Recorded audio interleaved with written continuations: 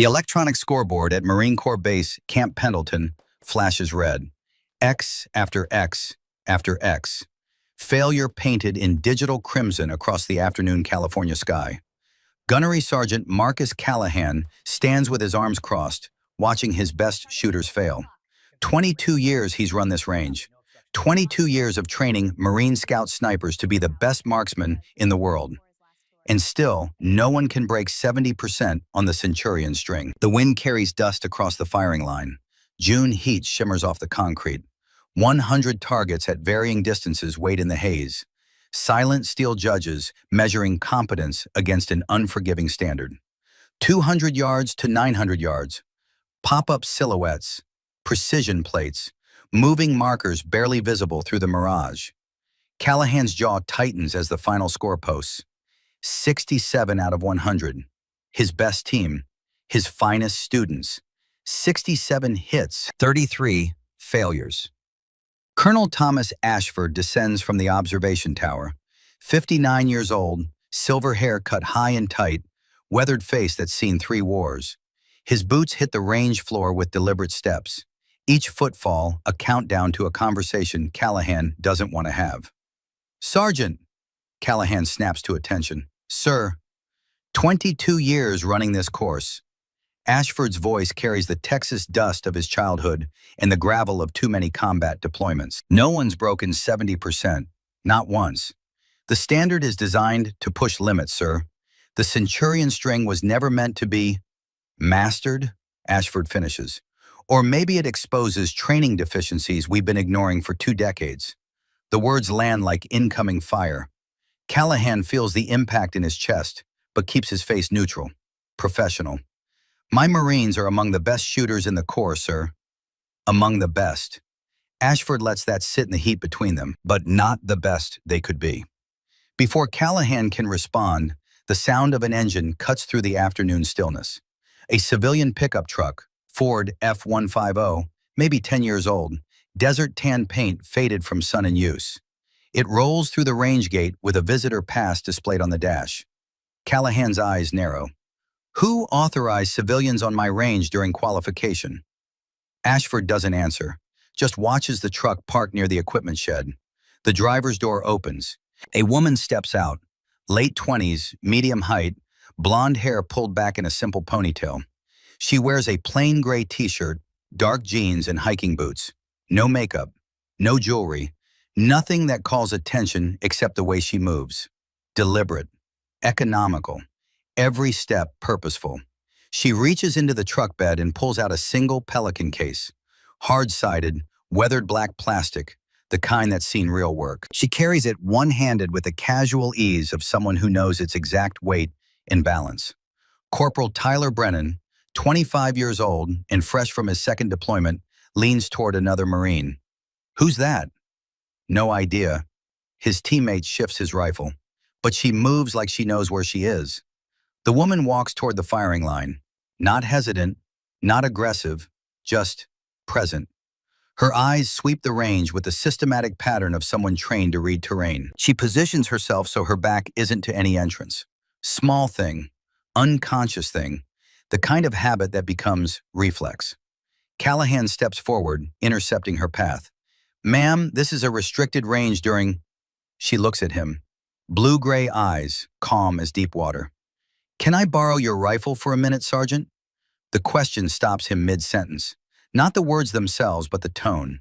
No uncertainty, no request for permission hidden in the phrasing. Just a simple statement of intent, dressed as a question. Brennan's camera phone comes up. He's been filming the range qualifications all week, building a highlight reel for the company.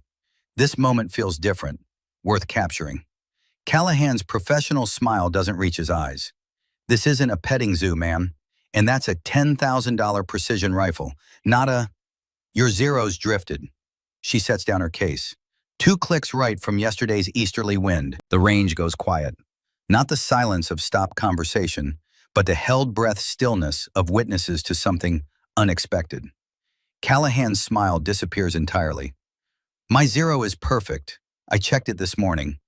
"You adjusted it yesterday." She tilts her head slightly, reading him the way she read the terrain. 8-mile-per-hour east wind. Standard compensation. 2 clicks right.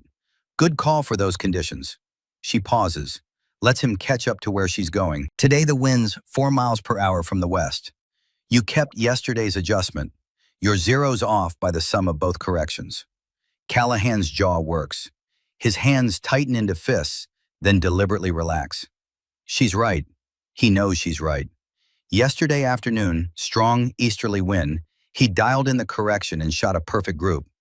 This morning he'd verified zero in calm air, satisfied with the result, never thinking to check if he'd return the turret to true neutral. A mistake. Small but real. The kind of error that costs hits at distance. And this civilian woman diagnosed it in 5 seconds without touching his rifle. Ashford steps closer. Stand down, Sergeant. She's cleared. Sir, this is highly irregular. Let her try. Those 3 words carry the weight of an order. Callahan's protest dies unspoken. He steps back, gestures toward his rifle still resting on the shooting bench. Be my guest. She doesn't move toward the rifle yet. First she kneels and opens her Pelican case. Inside, everything has its place. A leather-bound notebook, edges worn smooth from years of handling. A small digital wind meter. A heart rate monitor watch. A cloth bag that clinks softly with the sound of tools. She pulls out the notebook, opens it to a page filled with handwritten notes, numbers and diagrams and observations in blue ink. The paper is soft at the edges, flexed from repeated reference. Brennan zooms in with his phone camera, catches a glimpse of writing at the top of the page. Different handwriting than the notes. Older, heavier strokes. 0 isn't a number, it's a conversation. Mac, the woman, no one's asked her name yet, closes the notebook and sets it aside with the reverence usually reserved for sacred texts. She straps the heart rate monitor around her wrist. Checks the reading. 56 beats per minute. Brennan whispers to his teammate, that can't be right.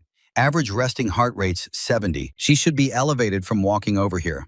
But the number doesn't change. 56, steady as a metronome. She begins to breathe, deliberately. 4-count inhale, ribs expanding visibly beneath her shirt. 4-count hold. 4-count exhale. 4-count pause. Then repeat, over and over. Her chest rises and falls with mechanical precision. Box breathing, the technique Special Forces use to control stress response.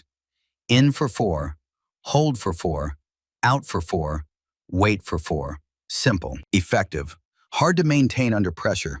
She makes it look effortless. Sergeant Derek Vaughn watches from 20 feet away. 35 years old, hands scarred from an IED blast in Helmand Province. Eyes that have seen things he can't unsee. He's been cleaning the same rifle for 10 minutes, running the bore snake through the barrel again and again. Not because it needs it, but because the motion helps him think. He recognizes something in her movements, the ritualistic preparation, the deliberate calm.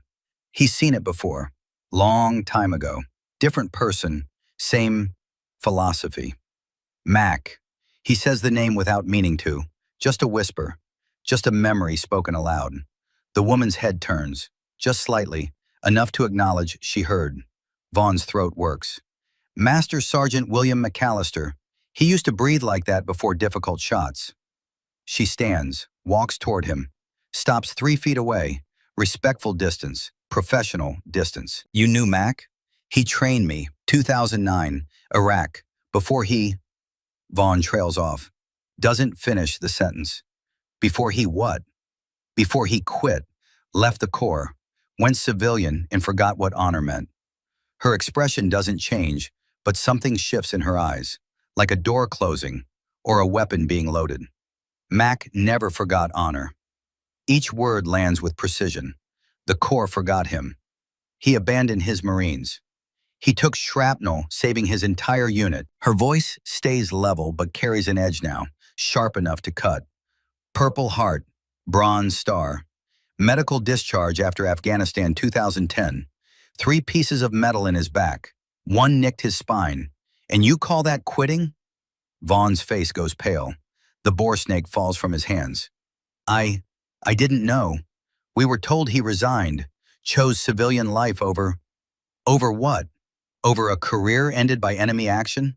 Over a body that couldn't pass medical standards anymore? She doesn't raise her voice. Doesn't need to. The truth has its own gravity. Mac gave everything. The Corps gave him a medical discharge and a pension. What did you give him? Silence, heavy and uncomfortable. Callahan clears his throat. Ma'am, I don't believe we've been properly introduced. She turns, the edge softens. Elena Thorne. Mac McAllister was my teacher. Started training me when I was 16. Kept training me until he died 2 years ago. Died how? Callahan's voice gentler now. IED, Afghanistan, 2022. Civilian contractor training, Afghan National Army. She looks at Vaughn. Doing what he always did, teaching others to be better than they thought they could be. Ashford steps into the space between memories and the present moment. Miss Thorne, Sergeant Callahan, perhaps we should proceed with the demonstration. Elena nods, walks to the shooting bench, stands behind Callahan's rifle for a long moment, doesn't touch it yet, just observes, reading it the way another person might read a face. M110 SASS, she says. Semi-automatic sniper system, 7.62 NATO. Effective range, 900 yards in the right hands. This one's been maintained well. Oil pattern on the bolt suggests regular cleaning. Wear on the handguard means it gets used, not babied. She reaches out. Fingers brush the scope adjustment turret. Loophole Mark IV, 6.5 by 20 variable. Good glass, reliable tracking. Her thumb finds the windage knob. Currently set 2 clicks right of 0. Callahan can't help himself. How do you know my 0 position? I don't, but I know yesterday's wind and today's wind, and I know what a good shooter would do in both conditions. She looks at him. You're a good shooter, Sergeant. You just forgot to undo your temporary fix. She makes the adjustment. 2 audible clicks, left. The sound carries in the stillness like a bell ringing. Then she examines the rifle's layout. Stock length, cheek weld height, trigger position. She makes no changes. This isn't her rifle. She's borrowing it, not claiming it. May I? She gestures toward the shooting bench. Callahan nods. Elena settles into position, but not the way Callahan shoots. She's left-handed, rifle mounted to her left shoulder, but her right eye behind the scope. Cross-eye dominant, a rare adaptation. Most shooters are same-side dominant, right eye, right hand. Some are left eye, left hand. But mixing them requires training most people never attempt. The brain fights the configuration, wants consistency. She makes it look natural. Her breathing continues. 4, 4, 4, 4. Visible rhythm in her back. Her heart rate monitor still reading 56. Impossible calm. She settles behind the scope, finds the first target through the glass. 200 yards. Basic distance. Fundamental test. Beginning Centurion string, the range officer announces. His voice carries through the loudspeakers. 100 targets, progressive distance, time limit, 20 minutes. Reloads permitted. Misses will be marked. Elena's finger rests along the trigger guard. Not on the trigger yet, just waiting. Present with the rifle, but not forcing anything. The first target pops up. 200 yards, center mass silhouette. Her breathing slows. The 4-count cycle extends to 5, then 6. She's finding the natural pause between breaths, the moment when the lungs are empty and the body is still. The respiratory pause, that fraction of a second when the human body becomes a stable platform. Her finger moves to the trigger, finds the first stage, feels the wall, the point where pressure turns into commitment. She presses. The rifle reports. Sharp crack splitting the afternoon. Brass ejects, arcing through sunlight, landing on concrete with a musical ping. Downrange, the target drops. Green light on the scoreboard. 1 for 1. She doesn't celebrate, doesn't acknowledge the hit, just transitions to the next target. Smooth bolt manipulation. Chambering another round. Settling back into position. Target 2. 300 yards. Smaller plate. Harder wind read at that distance. She doesn't adjust the scope. No dialing. She's using the reticle's built-in holdovers. Reading the wind through the mirage shimmer. Making the correction in her head and applying it through point of aim. The shot breaks clean. Another green light, 2 for 2. Brennan lowers his phone. She's not even breathing hard. Callahan watches with professional intensity, cataloging everything. Her position, her trigger press, her timing, looking for the trick, the advantage, the explanation. What he sees instead is simplicity. No wasted motion, no fighting against the rifle's natural harmonics, no forcing the shot to break on her timeline. She's letting the rifle tell her when it's ready, and then she's agreeing with it. Target 3, 450 yards, angled, wind picking up slightly. The flags along the range show the shift, 3 miles per hour to maybe 5. Quartering from the left now. Elena waits, watches the mirage. The heat waves rising off the sand create a visible distortion in the air, like looking through water. The mirage bends and shifts with the wind, creating patterns. Language for those who know how to read it. She reads it, makes her hold, fires. Green light, 3 for 3. The crowd that gathered to watch, 20 Marines, some instructors, some students, all skeptical, begins to quiet. Not because she asked them to, because something in her performance commands attention. 10 targets, 10 green lights, no misses. Callahan's arms unfold. He leans forward slightly, professional curiosity becoming something else. Maybe respect, maybe concern. Hard to tell which. 20 targets, 20 green lights. Someone in the crowd whispers, "She's not shooting, she's negotiating." The phrase spreads. Marines nodding, understanding dawning. She's not imposing her will on the wind and the rifle and the target. She's finding the agreement point, the intersection where all variables align. 30 targets, 30 green. Ashford in the observation tower speaks into his radio, voice tight with controlled excitement. "Callahan, are you seeing this?" "Yes, sir." Callahan doesn't take his eyes off Elena. "I'm seeing it." "Is it real?" "I don't know, sir, but I'm watching it happen." 40 targets, 40 green lights, no misses, no hesitation, just consistent, precise, overwhelming competence. The 600 to 800 yard plates appear. Longer distances. Wind has more time to act on the bullet. Gravity pulls harder. Mirage becomes less reliable. These are the shots that separate good shooters from great ones. Elena manages the elevation using her reticle's ladder markings. Internal reference points. No turret adjustments needed. One target appears at the edge of effective range. She waits. Half a wind cycle, then favors 2 mils left. The sound of metal striking metal carries across the range. Clear as a bell, center mass impact. The crowd inhales collectively, not quite believing, not quite ready to hope. 50 targets, 50 green lights. Callahan's expression shifts from skeptical to intrigued. He's been teaching marksmanship for 2 decades. He knows what good shooting looks like. This is something beyond that. This is artistry. Every shot placed with the confidence of someone who knows the outcome before the trigger breaks. 60 targets, 60 green. 70 targets, 70 green. She passes his record.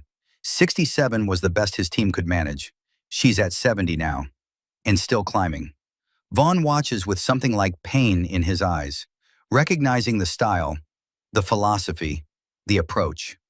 Mac's teaching made visible to this woman he's never met before today. 80 targets, 80 green lights. Brennan has given up filming. He's just watching now, phone dangling forgotten in his hand, witnessing something he knows he'll remember for the rest of his life. 90 targets, 90 green. Elena's face shows light perspiration now. One drop forms at her temple, tracks down, falls precisely when she closes the bolt, missing her eye because she positioned her sweatband strategically. Even her sweat is controlled. 95 targets, 95 green lights. The range officer checks his equipment, makes sure the scoring system isn't malfunctioning. Everything shows green. Everything is accurate. She hasn't missed, not once. 99 targets, 99 green lights. 1 target left. The final challenge, 900 yards. Maximum effective range for the M110 system. At the edge of the rifle's capability in the cartridge's performance envelope, the target pops up. barely visible through the scope even at maximum magnification. Heat shimmer makes it dance in the glass. The wind has picked up to 9 miles per hour, gusting, inconsistent. The worst possible conditions for the most important shot. Elena doesn't rush. She watches. Breathing maintained. 4444. Heart rate still reading 56. She reads the wind flags. Reads the mirage. Reads the rhythm of the gusts.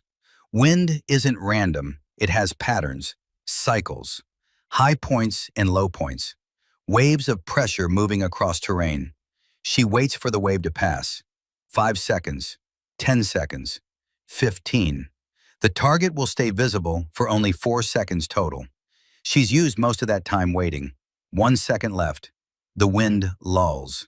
Not calm, just less. A micro reduction in the gust. From 9 miles per hour to maybe 7. She fires in that half-second window. The bullet travels. Time seems to suspend. 900 yards is over half a mile. The bullet takes more than a full second to arrive, dropping 40 inches from boreline, drifting in the wind, fighting gravity and air resistance and every force of nature. Then, impact. The steel plate rings, clear and pure. Center mass hit at maximum distance in difficult wind. Target 100 drops. Green light illuminates on the scoreboard. 100 targets, 100 hits. Perfect score. 0 misses. Silence falls across the range.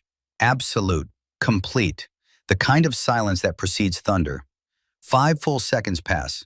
No one moves. No one speaks. 20 Marines stand frozen, processing what they witnessed. Then chaos. Eruption of voices. Disbelief. Shock. Respect. Fear. Confusion. All of it tumbling together in a wave of sound. Brennan's phone falls from his hand, clatters on concrete. That's not possible. That's literally not possible. The range officer rushes to verify telemetry data, reviews camera footage frame by frame, checks hit locations on each target. Everything confirms. All verified. Center mass or better. Time within parameters. 0 misses. Not one. He looks up from his screen like he's reading data that shouldn't exist. All confirmed. 100 for 100. Perfect Centurion string. First in Marine Corps history. Callahan's hands shake. Just slightly. Just enough to see if you're watching for it. 22 years running this range. 22 years telling Marines that perfection is impossible. That the Centurion string is designed to be unbeatable. That 67% is excellent performance. And this civilian woman just made him a liar. Ashford descends from the observation tower. His boots hit the steps with deliberate rhythm. Each footfall measured, controlled. The walk of a man processing information that doesn't fit his understanding of the world. He stops in front of Elena.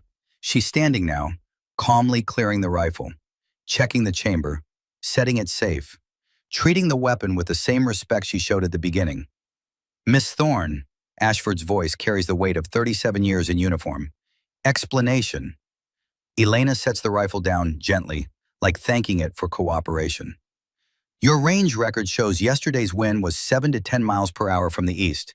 Standard adjustment would be 2 clicks right. This morning wind is 4 miles per hour from the west.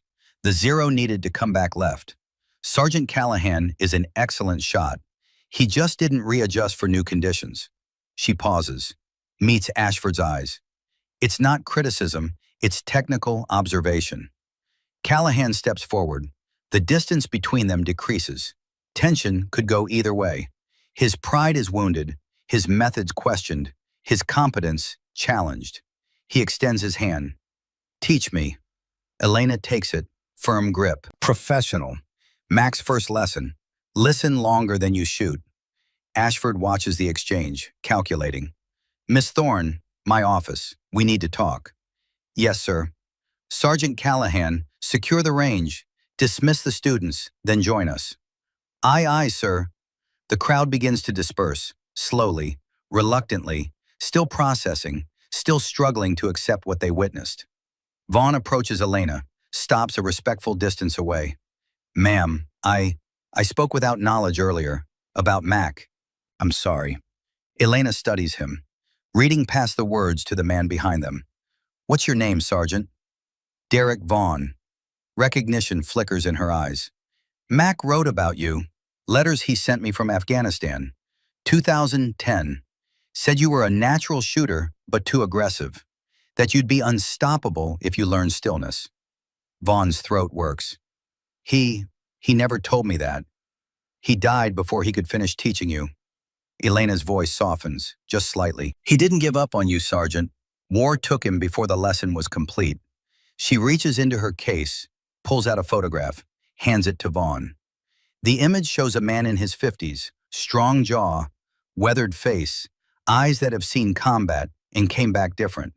Master Sergeant William McAllister in full dress uniform, metal ribbons covering his chest, Purple Heart, Bronze Star, Combat Action Ribbon, the accumulated proof of a life spent in service. Written across the bottom in black marker, Mac's handwriting, same style as the note in Elena's journal. Stillness is strength. Teach them this. Mac Vaughn's hands tremble holding the photograph. May I keep this? Mac would want you to have it. Ashford clears his throat. Miss Thorne, we have that meeting. Elena follows him toward the headquarters building. Callahan falls in step behind them. The three of them walking across the range like figures in a painting. The instructor who thought he knew everything. The commander who's learning he knows less than he believed. And the woman who just rewrote the record books with borrowed equipment and a dead man's teaching. The room is simple. Desk, chairs, filing cabinets, American flag in the corner, photographs on the wall showing Ashford's career. Desert Storm, Iraq, Afghanistan. 3 decades of service compressed into framed memories. Ashford sits, gestures for Elena and Callahan to do the same. Miss Thorne, I'm going to be direct because we don't have time for anything else. I didn't bring you here to show off. I brought you because we're failing. Elena listens, doesn't interrupt. These Marines, Ashford taps his desk. My Marines, the finest scout snipers the Corps can produce. They plateau at 70%. We've tried everything. New equipment, enhanced training, extended qualification courses. Nothing works. 70% seems to be the ceiling. He leans forward.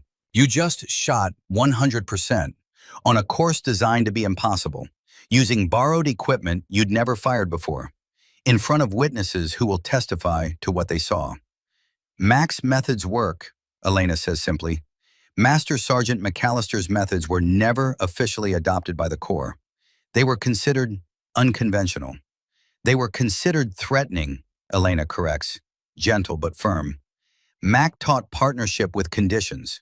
The Corps teaches domination of them. Different philosophies, different results. Callahan shifts in his chair. The words land close to home. Ashford nods slowly. Which brings me to why you're here, Miss Thorne. Will you teach these Marines? Will you show them what you know? Will you help us break through that 70% ceiling? Elena is quiet for a long moment, considering, weighing. I'm not military. I've never served. I'm not qualified to instruct Marines. You just set a Marine Corps record. You're the most qualified person on this base. I'm qualified to shoot. That doesn't mean I'm qualified to teach. Mac taught you. Ashford's voice carries certainty. And Mac was the best instructor I ever saw. If he believed in you enough to pass his knowledge forward, that's qualification enough for me. Elena looks at Callahan. What do you think, Sergeant? Callahan takes a breath, swallows his pride, chooses honesty. I've been teaching marksmanship for 20 years. I thought I knew everything worth knowing. You just showed me I was wrong. I'd be honored to learn from you, ma'am. Mac's methods aren't easy, Elena warns. They require unlearning as much as learning, letting go of control, trusting the process more than the equipment. I'm willing, Callahan says. Ashford stands, extends his hand across the desk.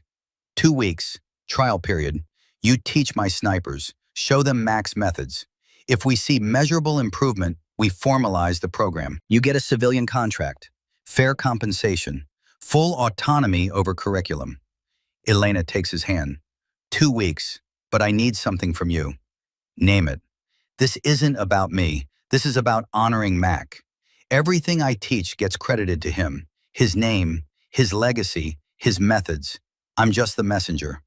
Ashford nods. Agreed. Elena stands. Then I'll see you tomorrow morning. 0600. Range opens at 0630. I want an hour with the students before any shooting starts. Done. Ashford opens the door. Welcome to Camp Pendleton, Miss Thorne. I think you're going to change some minds around here. Elena walks out into the late afternoon sun. The heat has mellowed. The wind has shifted again. Coming from the north now, steady, predictable. She stands on the headquarters steps, looking out over the range. The scoreboard still displays her results. 100 green lights, perfect score. The proof that Mac's teaching works. Vaughn approaches, still holding the photograph.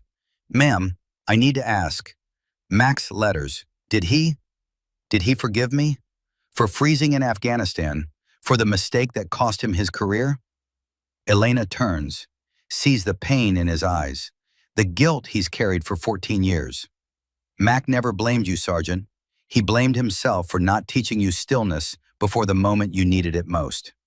His last letters to me were full of regret, not for taking the shrapnel, for not finishing your training before war interrupted. Vaughn's eyes redden.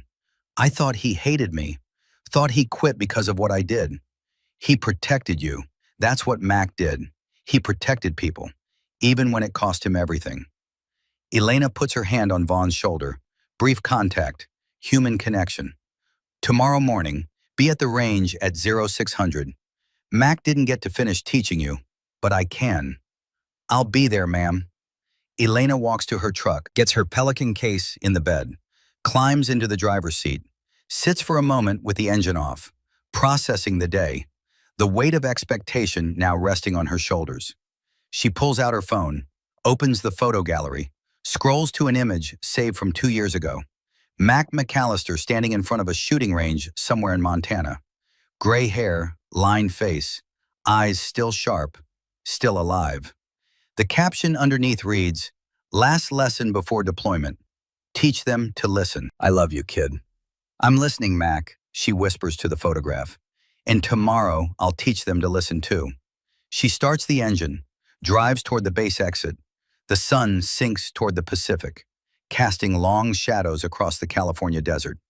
2 weeks to prove Mac's methods work. 2 weeks to break through a ceiling the Marine Corps has accepted as permanent. 2 weeks to honor a promise made to a dying man who believed in her when she was just a grieving teenager with nothing but anger and a rifle. The sun touches the horizon, turns the sky orange and gold, beautiful and temporary, like all perfect moments, worth capturing while they last. Morning arrives cold and blue over Camp Pendleton, 0545. The sky holds that pre-dawn clarity where stars still visible blur into the coming light. Elena Thorne stands alone on the range. She arrived 30 minutes early. Old habit. Mac always said the first person on the range sets the tone for everyone who follows. She watches the eastern horizon, drinks coffee from a thermos, thinks about the 12 Marines who'll arrive in 15 minutes, expecting her to make them better. Footsteps on gravel. She turns. Sergeant Derek Vaughn approaches through the half-light, full combat utilities, boots polished, face freshly shaved. He carries his rifle case in a notebook. Stop 10 feet away. Ma'am, reporting as ordered. You're early. Wanted to be here first. Show proper respect. He shifts weight, uncomfortable with something. Ma'am, I need to say this before the others arrive. What I said yesterday about Mac quitting, I was wrong. I've been wrong for 14 years. Elena studies him, sees the weight he's carried, the guilt that's become part of his identity. Mac used to say apologies are easy. Changing behavior is hard. Don't apologize to me, Sergeant. Change how you shoot. That's the apology Mac would want. Vaughn nods. Yes, ma'am. More footsteps. The other Marines arrive in pairs and small groups. Tyler Brennan with his ever-present camera. 3 Lance Corporals from 2nd Battalion. 2 Corporals from Weapons Company.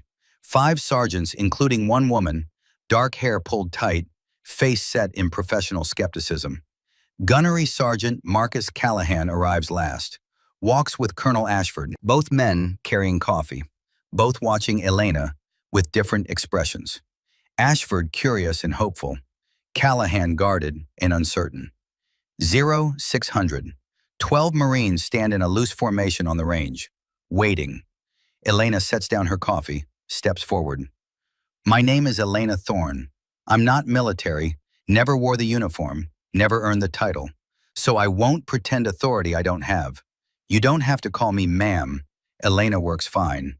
She pauses. Lets that settle. Master Sergeant William McAllister taught me to shoot starting when I was 16 years old. He taught me until the day he died 2 years ago in Afghanistan. Everything I know about marksmanship came from him.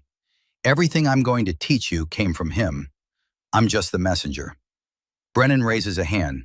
You shot perfect yesterday. 100 for 100. No one's ever done that. Mac shot perfect strings in practice, many times. He just never cared about setting records. Saeed records were about ego. Teaching was about service. Elena walks along the line of Marines, making eye contact with each one. Yesterday wasn't about proving I'm the best. It was about proving Mac's methods work. Today we find out if they work for you. The female sergeant speaks, hard voice with a Georgia accent. Elena, what makes Mac's methods different from what we've been taught? Good question. What's your name? Sergeant Linda Reese. Sergeant Reese, what's the first thing you do when you get behind a rifle? Establish a stable shooting platform. Confirm 0. Assess wind conditions. All correct, all important, but Mac would say you're missing the first step. Elena taps her chest. Before you touch the rifle, before you read wind, before you do anything external, you have to establish internal stillness. The rifle doesn't make you calm. You make the rifle accurate through your calm. Callahan shifts his stance. Uncomfortable. That sounds like meditation. We're training warriors, not monks. Are those mutually exclusive? Elena turns to face him. No challenge in her voice, just genuine question.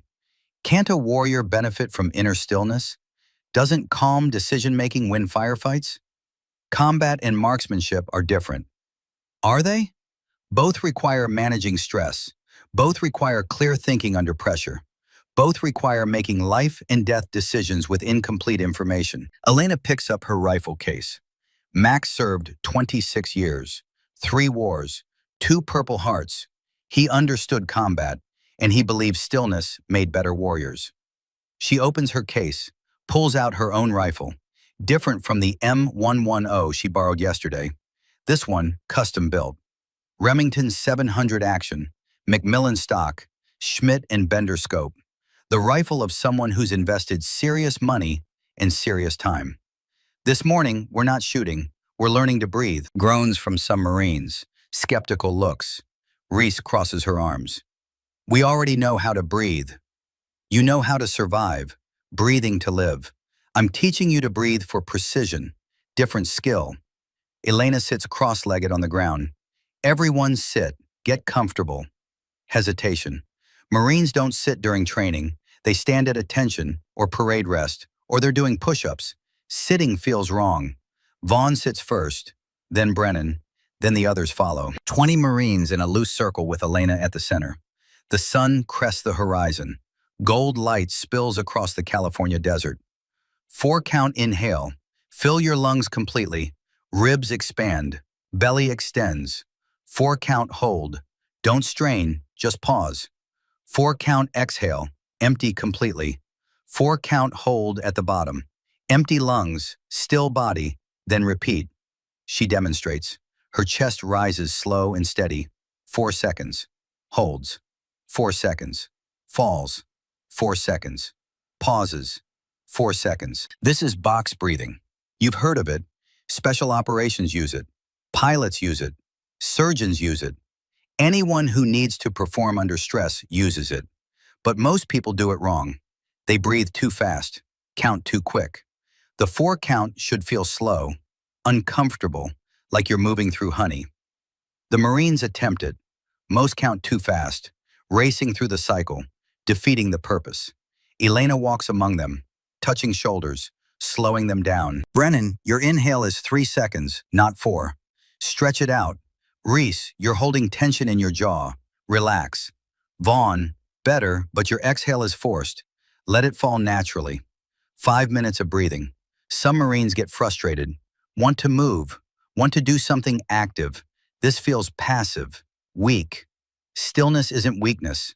Elena reads their thoughts. Stillness is choosing not to move when your body wants to react. That's harder than movement. That takes more discipline than any physical action. 10 minutes. The breathing becomes more synchronized. The Marines start to match each other's rhythm without being told. Natural human tendency. Groups synchronize. 15 minutes. The sun climbs higher, heat builds, sweat forms on foreheads. But the breathing continues, steady, controlled. Now, while you're breathing, I want you to notice the pause, the space between exhale and inhale, that moment when your lungs are empty and your body is still. That's the natural respiratory pause. That's when the human body becomes the most stable platform. That's when you break the shot. Callahan speaks without opening his eyes. We teach that. Shoot at the respiratory pause. You teach the concept. Mac taught the experience. Elena stops walking, stands in the center of the circle. Mac said we spend too much time preparing and following through. The shot happens in the stillness between. That's the only moment that matters. 20 minutes. Some Marines have found the rhythm. Vaughn's breathing is deep and measured. Brennan's face has relaxed. Even Reese has uncrossed her arms, settled into the practice. Open your eyes, stand up, stretch. The Marines rise, shake out limbs, roll shoulders, return to normal awareness. How do you feel? Elena asks. Calmer, Brennan admits. Heart rate's lower. Bored, one of the lance corporals mutters. Good. Boredom means you're not stimulated, not reactive. You're present without being excited. That's the state we want. Alert but calm. Ready but not tense. Elena walks to the firing line. Now we apply it. Everyone get your rifles. We're running a simple drill. 10 targets at 300 yards. You'll shoot 1 magazine, 10 rounds. Focus on breathing. Focus on the pause. I don't care about your score. I care about your process. The Marines set up, establish positions, check zeros, load magazines. All the mechanical tasks they've done 1,000 times. Before you touch the trigger, Elena says, start the breathing, establish the rhythm. Let the rifle become part of the cycle instead of interrupting it. Targets pop up, the Marines engage. Shots crack across the range, brass ejects and tumbles. Smoke drifts, scores post, mixed results. Callahan goes 8 for 10, Reese 7 for 10, Vaughn 5 for 10. Worst he's shot in months. Frustration visible on his face. He stands, starts to speak. Elena raises a hand. Don't apologize, don't explain, just tell me what you noticed. I was thinking too much, trying to force the breathing, lost my natural rhythm. Exactly. You tried to control something that works better when you allow it. Forcing breath is like forcing sleep. The harder you try, the less it works. She looks at the group. This is why we practice. This is why Max spent weeks on breathing before he ever let his students shoot for score. The foundation has to be unconscious, automatic. Only then can you build on it. The morning continues, drill after drill. 10 rounds, rest, breathe, 10 more rounds. The scores remain inconsistent. Some Marines improve, others regress. Vaughn continues to struggle, his frustration building with each magazine. By 0900, the Marines are exhausted. Not from physical exertion, from mental effort. Concentration fatigue. That's enough for today, Elena announces. Tomorrow, same time, we'll continue breathing work and add wind reading. Callahan approaches as the others pack equipment. Elena, permission to speak freely? Always. This isn't working, at least not yet. My Marines are shooting worse than before. Vaughn's falling apart. Reese is skeptical. The lance corporals think this is a waste of time. He runs a hand through his hair. Maybe Mac's methods work for you, but these are different people, different learning styles. You're right, they are different. Elena zips her rifle case. Mac didn't teach everyone the same way. He adapted, but the foundation was always the same. Stillness first, technique second. Most instructors teach backwards. They teach mechanics and hope the student finds calm. Mac taught calm and trusted the mechanics would follow. How long did it take you to learn? 2 years before I shot my first perfect string. 4 years before I could do it consistently. 6 years before I understood what Mac was actually teaching. Elena shoulders her case. You're giving me 2 weeks. That's not enough time to rebuild foundations, but it might be enough to plant seeds. Seeds don't win evaluations. Results do. General Whitmore arrives in 12 days. She's evaluating whether to adopt new training doctrine. If we can't show measurable improvement, this experiment ends. Then we better make sure the next 12 days count. Elena starts walking toward her truck, stops, turns back. Sergeant Callahan, can I ask you something?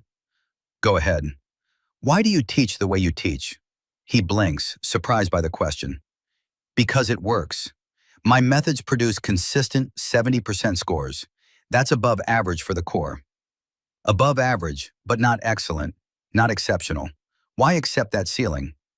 Because that's where the data shows people plateau. Pushing harder doesn't help, just creates frustration. Or maybe pushing harder in the same direction doesn't help. Maybe you need to push in a different direction entirely. Elena shifts the case on her shoulder. You've been teaching the same way for 20 years and getting the same results. Maybe it's time to try something different. Callahan's jaw tightens, pride warring with pragmatism. What do you suggest? Teach with me, not just observe. Actually participate. Do the breathing drills. Experience what your Marines are experiencing. You can't guide them through something you haven't walked yourself. I'm the instructor. I shouldn't need to. Mac practiced basic drills every single day. Said the day he stopped being a student was the day he stopped being qualified to teach. Elena meets his eyes. Join us tomorrow, not as the senior instructor, as a student. Learn Mac's methods from the inside, then decide if they're worth teaching. She walks away before he can respond, leaves him standing on the range with the morning sun climbing higher and the question hanging in the air. Vaughn approaches. Sergeant Callahan, request permission to speak. Granted. I know I shot poorly today, but I want to continue. Whatever Elena's teaching, I need to learn it. Mac tried to teach me 14 years ago, and I was too young, too arrogant to listen. I won't make that mistake again. Callahan looks at the younger man, sees something he recognizes. Determination born from regret. The need to honor a debt that can never be repaid. You're committed to this? Yes, Sergeant. Even if it means unlearning everything you think you know? Especially then. Callahan nods slowly. Dismissed. Get some rest. Tomorrow we start again. That afternoon, Elena sits in her hotel room. Laptop open, video call connected. The face on screen belongs to Rebecca McAllister Strauss, 34 years old, Mac's daughter, living in Montana with her husband and 2 kids. How'd it go? Rebecca asks. About as expected. They're resistant, frustrated, not seeing results yet. Dad always said the first week was the hardest. Students want immediate improvement, but real learning is slow. I have 12 days, Becca, not 12 weeks, not 12 months. 12 days to prove your father's teaching works at an institutional level. Rebecca leans closer to the camera. Elena, you don't have to prove anything. Dad's methods worked. You're living proof. Whether the Marine Corps adopts them or not doesn't change that truth. But if they don't adopt them, Mac's legacy dies with me. No one else knows the full system. No one else can teach it. Then teach it to someone. Really teach it. Pick one person who's ready to learn and pour everything into them. Quality over quantity. That's what Dad would do. Elena considers this. Vaughn, he's struggling now, but he's committed, and he carries guilt about Mac. That guilt could become motivation. Guilt's a poor teacher, but redemption's a powerful one. Rebecca's 2-year-old appears on screen, climbing into her lap. Mama busy.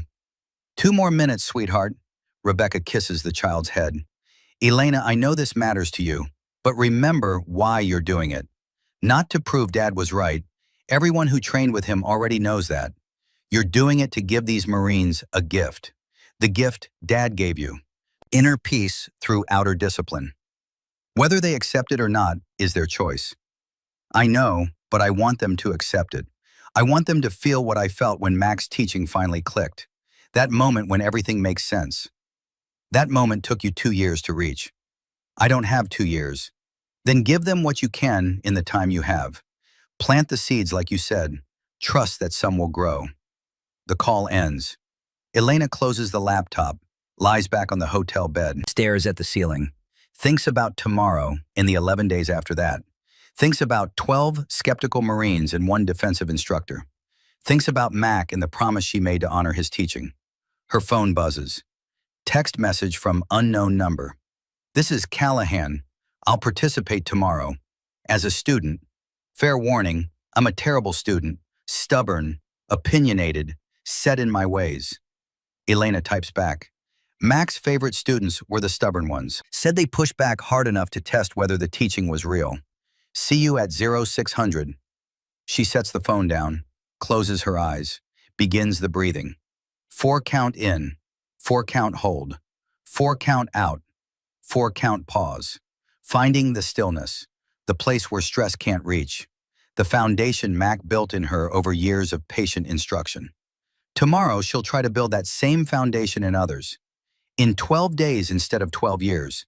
Impossible odds. But Mac never taught her to avoid difficult challenges. He taught her to approach them with calm determination. She hears his voice. Memory or imagination, doesn't matter. The truth remains the same. Tomorrow they'll try again. And the day after. And the day after that. 12 days of teaching. 12 days of planting seeds.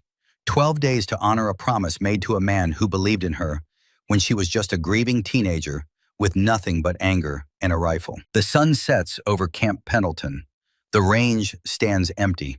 Targets waiting in silent rows. Steel plates ready to ring when struck. The scoreboard dark. No scores to post. No records to celebrate. Just the quiet space between what was and what might be. Elena sleeps, dreams of Montana, of Mac teaching her to read Wind Through Grass movement, of missing her first 100 shots and Mac never once showing disappointment. Just patience, just belief that she'd figure it out eventually. She did figure it out. Took years. But she figured it out. Now she has to help 12 Marines figure it out in 12 days. The dream shifts, becomes memory. Mac's last letter before he deployed to Afghanistan, written in his careful handwriting, every letter formed with deliberate precision. Elena, if something happens to me over there, don't mourn too long. Celebrate what we built together and pass it forward. Teach someone else what I taught you. That's how knowledge survives. Not through records or trophies, through generous hearts willing to share what they know. I love you, kid. You made an old sergeant proud. Mac. She wakes at 0400, 2 hours before she needs to be at the range. But sleep won't return. Too much weight on these 12 days. Too much riding on her ability to compress years of teaching into days of intensive work. She showers, dresses, drinks coffee, watches the sunrise from her hotel window, thinks about Vaughn and Callahan and Reese and all the others. Wonders which ones are ready to learn, which ones will resist, which ones might surprise her. 0530, she drives to base, shows her pass, parks near the range, steps out into morning air that smells like sage and dust and possibility. The range is empty. She's first again. Sets down her case, begins her own breathing practice, establishing the rhythm, finding the stillness, preparing to teach from a place of centered calm rather than anxious urgency. Footsteps on gravel. Multiple sets this time. She opens her eyes. All 12 Marines arrive together, including Callahan. They're early, 15 minutes before official start time, and they're already in shooting positions on the ground, already practicing the breathing. 4 count in, 4 count hold, 4 count out, 4 count pause. Vaughn sees her, nods, doesn't break his breathing rhythm. Reese has her eyes closed, face relaxed, finding the pattern. Brennan counts on his fingers, tracking the timing, making sure his rhythm stays honest. And Callahan, sitting cross-legged like everyone else, senior instructor becoming student, ego set aside, ready to learn. Elena smiles, small, private. Mac would like this. The sight of Marines choosing to come early, choosing to practice without being ordered, choosing to invest in their own growth. Maybe 12 days is enough after all. Maybe seeds planted in willing soil grow faster than expected.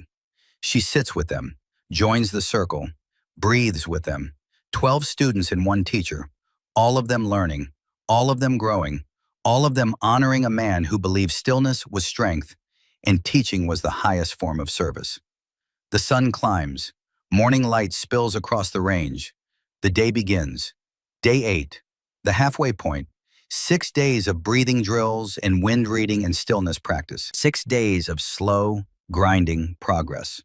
The Marines shoot better than they did on day 1. Not dramatically better, just steadier, more consistent, less prone to the wild swings between excellence and failure. Elena stands in the observation tower with Colonel Ashford. Below them, the 12 Marines run a 70-target progressive string.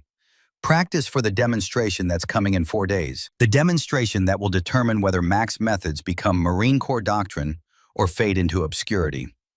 Current average is 84%, Ashford says, reading from his tablet. That's up from 68% baseline. 17-point improvement in 1 week. Not enough. Elena watches Vaughn miss his 3rd consecutive target at 600 yards. We need 95% to prove revolutionary effectiveness. 84 is good, not transformational. Maybe transformational isn't realistic in 12 days. Mac would say realistic is just another word for settling. Elena's jaw tightens. We have 4 days. We're not done yet. Ashford studies her profile. You're carrying a lot of weight. Mac's legacy. These Marines' futures. Your own promise. That's heavy burden for one person. Mac carried heavier. Every day for 26 years. Mac had a career to build that strength. You're trying to do in days what took him decades. Elena doesn't respond. Just watches Vaughn finally connect on his 4th attempt. The target rings. Green light. But the struggle to get there was visible. Painful. The morning session ends. Scores post. Callahan hits 89%. Best he's shot in 5 years. Reese manages 86. Brennan 82. The Lance Corporals range from 75 to 79. Vaughn sits at 67%. Same score he posted 6 months ago. 6 days of intensive training, and he hasn't improved at all. Worse, he's aware of it. The frustration bleeds through his professional mask. Elena descends from the tower, approaches Vaughn as he's clearing his rifle. Sergeant, walk with me.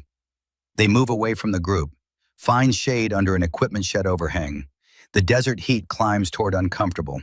Sweat darkens Vaughn's uniform collar. I'm holding everyone back, he says before Elena can speak. My scores are dragging down the team average. Maybe I should withdraw. Let you focus on the Marines who can actually improve. Mac never withdrew a struggling student. Mac had time to work with struggling students. You don't. Elena sits on a concrete barrier, pats the space beside her. Vaughn sits, maintains proper distance, respectful. Tell me what you're thinking about when you shoot, Elena says. Wind, distance, elevation, the fundamentals. Before that, before the technical thoughts, what's the first thing in your mind when you settle behind the scope? Vaughn is quiet for a long moment. Afghanistan, 2010. The moment I froze. The moment Mac had to save me. You're still there. 14 years later, you're still behind that rifle in Helmand Province, terrified of making the same mistake. How do I stop being there? You don't. You accept that it happened. You honor that Mac saved you, and then you shoot for who you are now, not who you were then. Elena turns to face him fully. Mac wrote about that day in one of his letters. Want to know what he said? Vaughn nods, doesn't trust his voice. He said, Vaughn froze today, 22 years old, first real contact. I froze in my first firefight too. Everyone does. The difference is I had a sergeant who covered me while I found my courage. Today I got to be that sergeant for someone else. That's the job. That's what we do. We cover each other until everyone finds their courage. Vaughn's eyes redden. He never told me that. Because he didn't need your thanks. He needed you to survive. To become the Marine he knew you could be. To eventually cover someone else the way he covered you. Elena stands. You're not holding anyone back, Sergeant. You're learning the hardest lesson, how to forgive yourself. Once you do that, the shooting will follow. She walks back toward the range, leaves Vaughn sitting alone with his thoughts and his ghosts and the permission to finally let both go. That afternoon, Elena finds Callahan in his office, reviewing footage of the morning session, analyzing positions and trigger press timing and follow-through, the obsessive attention to detail that makes him an effective instructor. "Knock, knock," Elena says from the doorway. Callahan looks up, gestures to a chair. "Come in, I was just reviewing Vaughn's attempts. His technique is solid. Position is good, breathing is controlled, but he's still missing. I can't figure out why." "Because technique isn't his problem, psychology is. That's outside my area of expertise. I teach marksmanship, not therapy. The mind pulls the trigger. If the mind is damaged, the trigger press will be too." Elena sits. Vaughn's carrying 14 years of guilt. That weight affects everything. His confidence, his trust in himself, his willingness to commit to the shot. Callahan leans back. Studies Elena. "You've changed how I think about teaching. I've spent 20 years focused on mechanics. You've shown me mechanics are only half the equation, maybe less than half. Most instructors teach the 10% and hope students figure out the 90% on their own. That's because the 90% is hard to teach. How do you instruct someone to be calm, to trust themselves, to let go of fear? You model it. You create space for practice, and you give permission to fail without judgment." Elena glances at the screen showing Vaughn's missed shots. He needs to know failure doesn't define him. That missing today doesn't mean he's the same Marine who froze 14 years ago. How do I communicate that? Tell him your failures. Show him you're human too. Right now, he sees you as the infallible instructor. That creates impossible standards he'll never meet. Callahan is quiet, thinking. "I shot 42% my first time on the Centurion string. Took me 3 years to break 70. I've never told my students that. Thought it would undermine their confidence in my teaching. It would build their confidence in their own potential. If their instructor struggled and improved, they can too." Callahan nods slowly. "I'll talk to him." Elena stands to leave, stops at the door. "Marcus, can I ask you something personal?" "Go ahead. Why did you say no when Mac asked you to deploy with him in 2022? The question lands like a punch. Callahan's expression shifts, defensive walls rising. "How did you—" "Mac mentioned it in a letter. Didn't give details, just said his old student chose a different path. I'm not judging, just curious." Callahan's hands tighten on his desk edge. "I was 42 years old. I'd done 3 combat deployments, lost friends, seen things that still wake me up at night. Mac called and asked me to go back to Afghanistan as a civilian contractor, help train their army. And I said no. I chose the safe posting, the air-conditioned office, the guaranteed pension. That's not cowardice, that's self-preservation." Mac went. He was 58 years old with a bad back and shrapnel still in his spine. And he went because someone needed to. 3 weeks later, an IED killed him and 2 Afghan soldiers he was training. Callahan's voice cracked slightly. "I could have been there, could have helped, maybe changed the outcome, but I chose safety. Or maybe you'd be dead too, and who would teach these Marines now?" That's generous rationalization. That's honest assessment. Elena moves back into the room, sits on the edge of his desk. "Mac didn't judge you for saying no. He understood.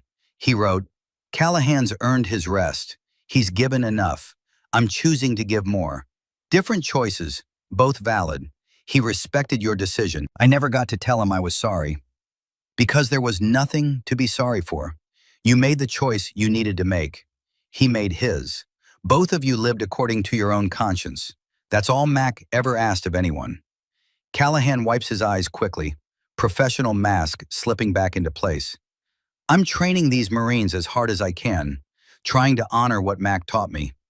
But I keep wondering if I'm doing it justice, if I'm teaching it right. You're here, you're trying, you're learning alongside your students. That's exactly what Mac would do." Elena stands. "Tomorrow morning, talk to Vaughn. Share your story. Show him that struggle is normal, that growth is possible, that failure is just information, not identity." She leaves. Callahan sits alone with his thoughts and his regrets and the ghost of a man who never blamed him for choosing life over loyalty. Day 9. Morning arrives with unexpected cloud cover, rare for June in Southern California. The overcast sky creates different light conditions, softer shadows, more challenging mirage reading. The Marines gather at 0600, everyone present, everyone early. The habit has taken root. They arrive before required time and begin breathing practice without being told. Small victory, the kind Mac would notice and celebrate quietly. Callahan steps forward before Elena can begin.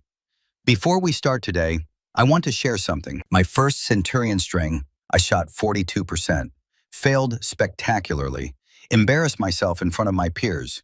Took me 3 years of consistent practice to break 70%, 5 years to hit 80, and I've never shot higher than 89. The Marines listen, surprised. Their unflappable instructor admitting weakness. I'm telling you this because I want you to know struggle is normal. Progress is slow, and the distance between where you are and where you want to be is crossed through patient repetition, not dramatic breakthrough. He looks at Vaughn. Sergeant Vaughn, you're shooting 67%, same score you posted 6 months ago. I know that's frustrating, but I also know you're building a foundation that will support improvement once the psychological barriers come down. Trust the process. Vaughn nods. Something shifts in his expression. Relief, maybe, or permission. Hard to tell which. Elena takes over. Today we're doing something different. No drills, no scoring, just shooting for the experience. I want you to engage targets and notice what you feel. Not what you think, what you feel. Fear, confidence, doubt, certainty, all of it. Name the emotion and then let it pass like weather. She sets up a simple course. 20 targets at varying distances. Each Marine shoots alone while the others observe. No pressure, no judgment, just practice. Reese goes first. Connects on 16 out of 20. 80%. Solid performance. When she's done, Elena asks, "What did you feel?" Anxiety on the long shots. Confidence on the close ones. Frustration when I missed. Good. You noticed. Tomorrow we'll work on sitting with the anxiety instead of fighting it. Brennan shoots next. 17 out of 20. 85%. I felt rushed, like I needed to shoot faster than I actually did. The clock was only in your mind. No one was timing you. I know, but the pressure was real anyway. Real but invented. Tomorrow we'll practice shooting outside time. One by one the Marines shoot. One by one they name their feelings. Callahan reports calm focus, but underlying fear of failure. One Lance Corporal admits he felt nothing at all, just mechanical execution.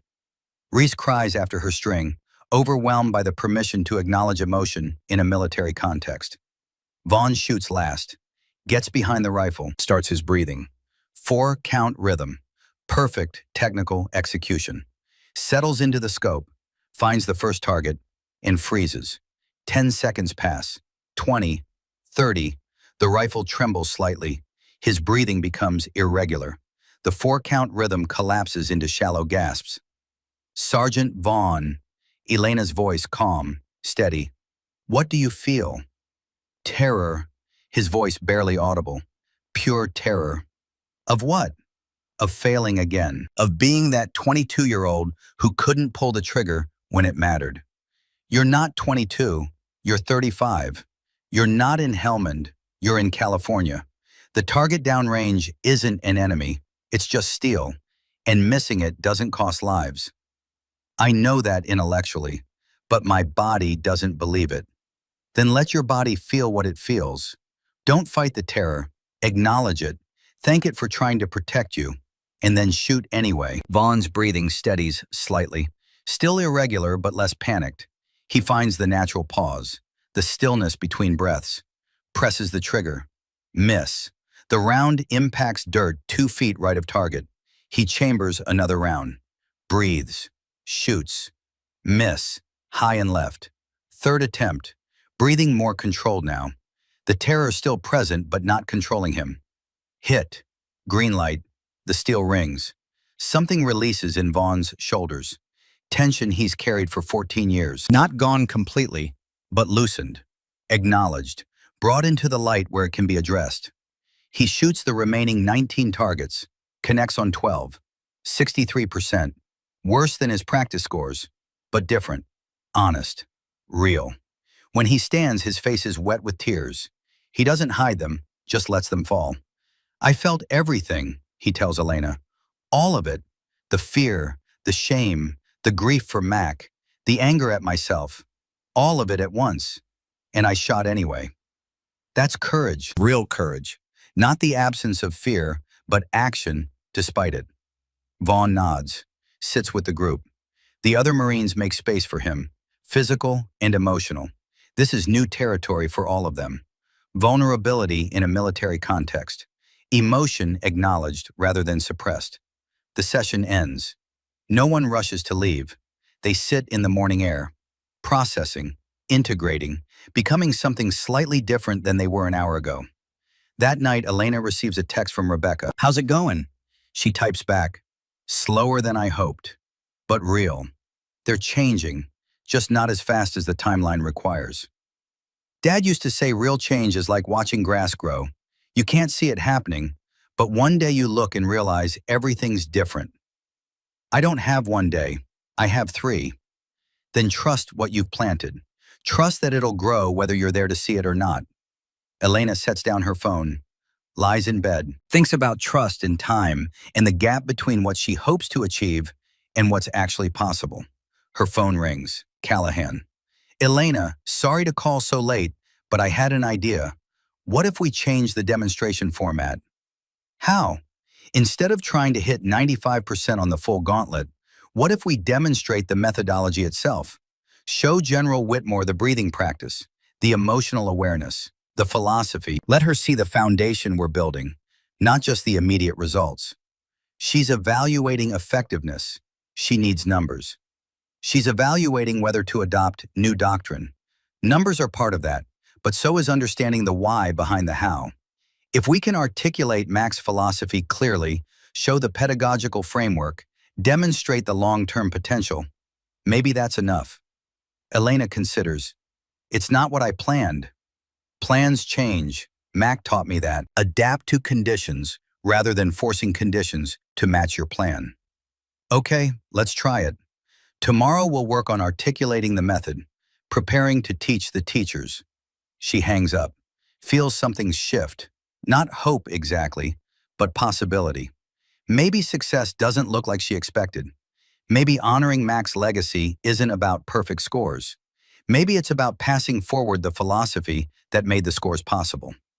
Day 12, the final day before General Whitmore arrives. The Marines gather one last time for training. Tomorrow is demonstration. Today is integration. Elena stands before them. "We've spent 11 days building a foundation. Breathing, stillness, emotional awareness, wind reading, all the pieces of Mac's methodology. Today we put them together. You're going to shoot the full Centurion string, all 100 targets. As a team, 10 shooters, 10 targets each." The Marines exchange glances, nervous energy. This is the test, the moment of truth. But here's the twist. I don't care about your score. I care about your process. I want you to shoot with complete presence. Notice everything, feel everything, and trust that the hits will come from the foundation we've built. Callahan adds, "General Whitmore arrives tomorrow at 0800. She'll observe morning training and then watch the official demonstration at 1000. What she sees today in practice is what she'll expect tomorrow in performance. So make this real." The Marines prepare, check equipment, load magazines, establish positions, and then, without being told, they begin the breathing. All 10 of them. Synchronized rhythm. 4-count cycle. Elena watches from the observation tower with Ashford. "They've internalized it," Ashford observes. "The breathing isn't a drill anymore. It's integrated into their preparation." That's the foundation. Everything else builds on that.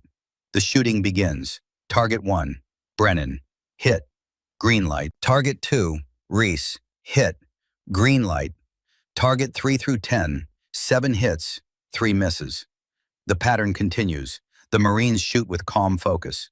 Not perfect, but present. Engage with the process rather than panicked about results. Vaughn's turn comes at target 61, 600 yards. Difficult distance, complex wind. He settles behind the rifle, breathes, finds the pause, and shoots without hesitation. Hit. Green light. The first time he's connected at 600 yards in 2 weeks, he transitions to target 62. Another 600-yard plate. Different angle. He reads the wind, adjusts his hold, shoots. Hit. Green. Something has shifted in him. The terror is still there. Elena can see it in the tension around his eyes, but he's shooting through it now, not waiting for it to pass, just acknowledging it and acting anyway. Targets 63 through 70, 8 hits, 2 misses. The final, 30 targets. The long-range shots, 700 to 900 yards, where technique meets luck and prayer. The Marines engage with steady determination, not rushed, not hesitant, just shooting. The way Mac taught, the way Elena demonstrated, the way they practiced for 11 days. Final score posts, 187 out of 200, 93.5%. Silence falls. Then pandemonium. Marines shouting, embracing, Brennan literally jumping in celebration. Ashford's hand grips Elena's shoulder. 93.5. That's revolutionary. That's Mac. Elena's eyes shine. That's what he built, what he always knew was possible. Callahan appears in the tower doorway, face flushed with excitement and something that might be vindication. We did it. We actually did it. You did it, Elena corrects. These are your Marines, your students. I just showed them Mac's map. You walk the path with them. That night, Elena barely sleeps. Tomorrow, General Whitmore arrives. Tomorrow, they demonstrate for real. Tomorrow, Mac's legacy either becomes Marine Corps doctrine or remains a beautiful theory that worked once under specific conditions. She texts Rebecca. We hit 93% in practice. Tomorrow is the real test. Rebecca responds, Dad's smiling, wherever he is. He's so proud of you. I hope so. I really hope so. Dawn breaks clear and cold. 0700. Elena arrives at the range. The Marines are already there, already breathing, already preparing. But something is different. They've set up a photograph on the shooting bench, printed from internet archives. Master Sergeant William McAllister in dress blues, medals on his chest, eyes sharp and alive. Vaughn stands beside the photo. We thought Max should be here, for this. He started it, we're finishing it. Elena's throat tightens. She touches the photograph gently. He's here. He's always been here. 0800. A black SUV arrives. General Whitmore steps out. Brigadier General Sarah Whitmore, 56 years old, silver stars on her collar. 3 decades of service etched in her bearing. She moves with contained authority, every gesture purposeful. Ashford greets her, renders proper respects. General, thank you for making time for this evaluation. Colonel Ashford, I'm interested to see what all the reports are about. A civilian instructor producing unprecedented results in less than 2 weeks. That's either brilliant innovation or statistical anomaly. I believe you'll find it's the former, ma'am. Elena steps forward, renders a civilian approximation of respect. General Whitmore, Elena Thorne, thank you for your time. Whitmore's eyes are sharp, assessing, reading Elena the way Elena reads wind. Miss Thorne, I've reviewed your record. 100% on the Centurion string. Impressive, but I'm not here to evaluate you. I'm here to evaluate whether your methods produce replicable results with ordinary Marines. Understood, ma'am. Show me what you've built. The demonstration begins. Elena starts not with shooting, but with explanation. She talks about Mac, his service, his philosophy, his belief that stillness precedes precision. She demonstrates the breathing, the emotional awareness, the wind-reading methodology. Whitmore listens, takes notes, asks pointed questions. This sounds like performance psychology, not unique to marksmanship. It's not unique, Elena agrees. It's universal. Mac applied universal principles to a specific discipline. That's what makes it powerful. It transfers. A Marine who learns stillness for shooting can apply it to any high-stress situation. Show me the application. The Marines demonstrate, first the breathing, all 10 of them synchronized, visible calm, controlled heart rates, then the wind reading, explaining how they interpret mirage and flags and grass movement. Then the shooting position, how they've customized equipment to fit their bodies rather than forcing bodies to fit equipment. Finally, the shooting itself. 100 targets, 10 Marines, 10 targets each. Everything they've learned compressed into one performance. The crowd gathers, other instructors, students, Marines from across the base who've heard about the experiment, all of them watching, witnessing. Target 1. Brennan shoots. Hit. Green light. Target 2. Reese. Hit. Green. The pattern builds. Hit after hit. Green light after green light. Not perfect.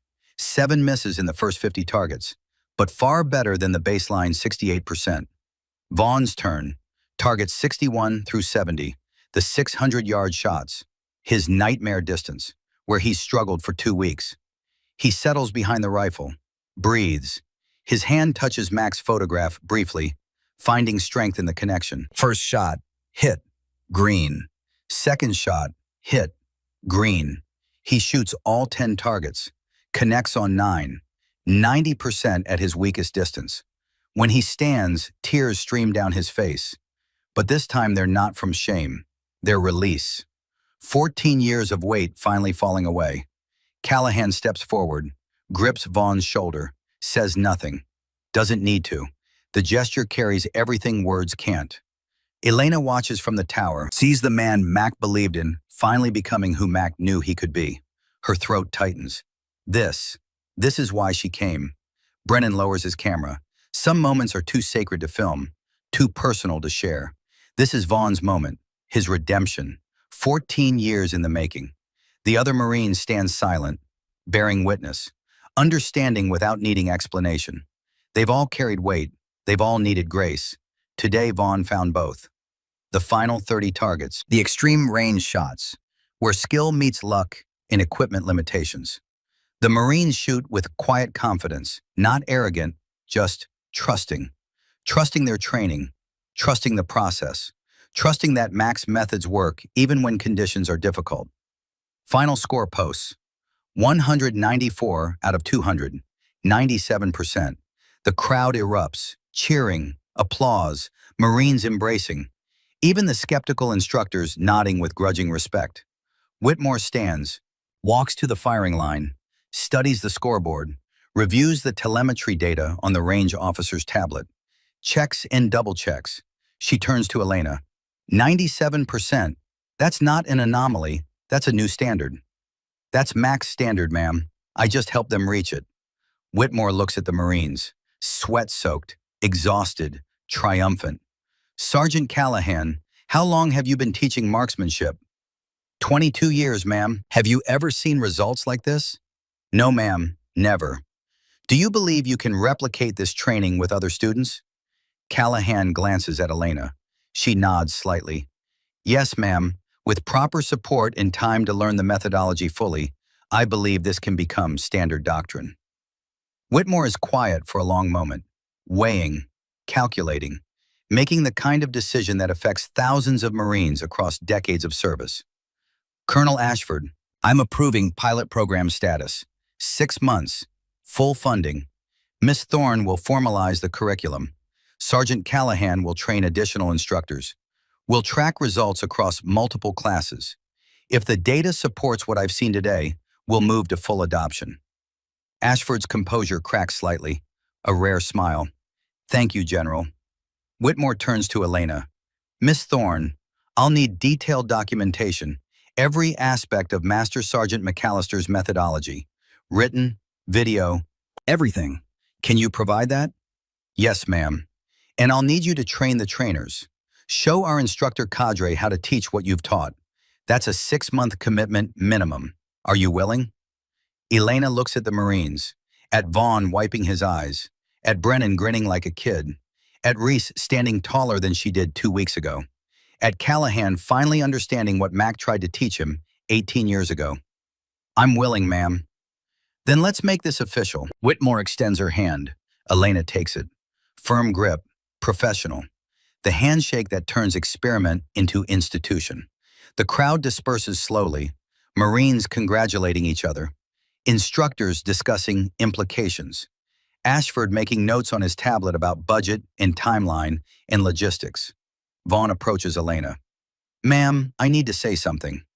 Go ahead. I've been angry at Mac for 14 years, thought he abandoned me, abandoned all of us. I was wrong. He never abandoned anyone. He just ran out of time. Vaughn's voice breaks. Thank you for giving me a chance to understand that. Thank you for helping me forgive him. And myself. Mac forgave you the moment it happened. The only person who needed forgiving was you. And you just did that. He'd be proud. Vaughn salutes. Formal. Proper. The respect usually reserved for superior officers. Elena returns it, honoring the moment. Callahan approaches next. Elena, I want to apologize. I resisted this training, doubted the methods, thought my way was the only way. You showed me I was wrong. More than that, you showed me how to be wrong gracefully and learn from it. You questioned, then you tested, then you accepted what the evidence showed. That's not weakness, that's intellectual honesty. I'd like to continue learning, to really master Mac's methodology, to become worthy of teaching it. You're already worthy, you just needed permission to believe it. They shake hands, instructor to instructor, equal partners in the work of teaching. The sun climbs toward noon, heat builds, the range shimmers in familiar patterns, mirage dancing, wind flags snapping, steel targets waiting silent and ready. Elena sits alone on the shooting bench, touches Mac's photograph. We did it. Your methods are official now. Your legacy is secure. I kept the promise. She closes her eyes, breathes, 4-count rhythm, finding the stillness. The place Mac showed her 12 years ago when she was just a grieving teenager with nothing but anger and a rifle. Footsteps approach. Rebecca's voice. I saw the video Brennan posted. 97%. Dad would lose his mind with pride. Elena opens her eyes. Rebecca stands there, not on video call, actually present. You flew in? Did you think I'd miss this? My dad's life work becoming Marine Corps doctrine? I wouldn't be anywhere else. They embrace, not the polite hug of acquaintances, the fierce grip of family. Rebecca pulls back. He loved you, you know. Told me once you were the daughter he got to choose. Said teaching you was the proudest accomplishment of his career. He saved me, after my father died, after my mother checked out, after I had nothing left. Mac gave me purpose, structure, a reason to keep going. And now you've given that to others. That's how love works. It multiplies. It passes forward. Dad taught you. You taught them. They'll teach others. His love spreading out in waves forever. Elena looks at the Marines gathering their equipment, loading trucks, heading to barracks to shower and rest and celebrate. Each one carrying a piece of Mac's teaching. Each one ready to pass it forward when their time comes. The 2-click promise, Elena says quietly. What's that? Mac's final lesson. It's not about windage adjustment. It's about paying attention, noticing what others miss, caring enough to correct what's wrong, and trusting that small corrections compound into massive changes. 2 clicks changed Sergeant Callahan's zero. 2 weeks changed 10 Marines' lives. 2 decades of Mac's teaching will change the entire Corps. Rebecca touches the photograph. That's his legacy. Not medals or rank or records. Impact that echoes forever. The range empties. The last Marines drive away. Silence settles. Just Elena and Rebecca, and the photograph of a man who believed stillness was strength, and teaching was the highest form of service. What now? Rebecca asks. Now I document everything. Film instructional videos. Write the manual. Train the trainers. Make sure Mac's methods live beyond my ability to teach them personally. And after that? After that? Elena smiles, small and private. After that, I keep the promise. I find more people who need what Mac gave me, and I pass it forward, again and again, for as long as I can. They sit in comfortable silence, the California sun warm on their faces, the wind carrying the smell of sage and dust and possibility. Somewhere in the distance a rifle cracks, someone practicing, getting better, building the foundation that leads to mastery. Mac's work continues, through Elena, through Callahan, through Vaughn and Reese and Brennan, and every Marine who learned that stillness precedes precision, that calm enables performance, that the pause between breaths is where skill lives. 2 clicks, such a small adjustment, but it changed everything. Elena stands, picks up Mac's photograph, holds it against her chest. Thank you for believing in me. Thank you for teaching me to listen. Thank you for showing me that the greatest gift we can give is passing forward what we've learned. She carries the photograph to her truck, sets it carefully in the passenger seat, drives toward the base exit, toward the hotel, towards 6 months of curriculum development and instructor training and the systematic translation of intuitive knowledge into teachable doctrine. The gate guard waves her through. She merges onto the highway, heading north into the afternoon, the sun bright, the road clear, the future uncertain but full of purpose. Behind her, Camp Pendleton shrinks in the rearview mirror, the range where Mac's legacy became official, where 10 Marines learned to shoot 97% by learning first to be still. Ahead the road stretches, miles to cover, work to do, promises to keep. She thinks about Mac's last words before deployment, teach them to listen. She's listening now, to the wind, to the road, to the quiet voice inside that sounds like Mac's, but might just be her own wisdom finally speaking. 2 clicks changed Callahan's 0. 2 weeks changed 10 Marines' lives. 2 decades of Mac's teaching will change the entire Corps. And somewhere, on a range she'll never see, a Marine she'll never meet will learn to breathe. 4 counts, in and out, finding the stillness, the pause where skill lives. Mac's legacy, passed forward, forever multiplying. Elena drives north, the sun warm on her face, the road clear ahead, the work just beginning. She smiles. Mac would like that. The work never ends. It just changes hands. The California desert stretches behind her. The future unknown but certain. She kept the promise. Now others will keep it too. That's enough. That's everything.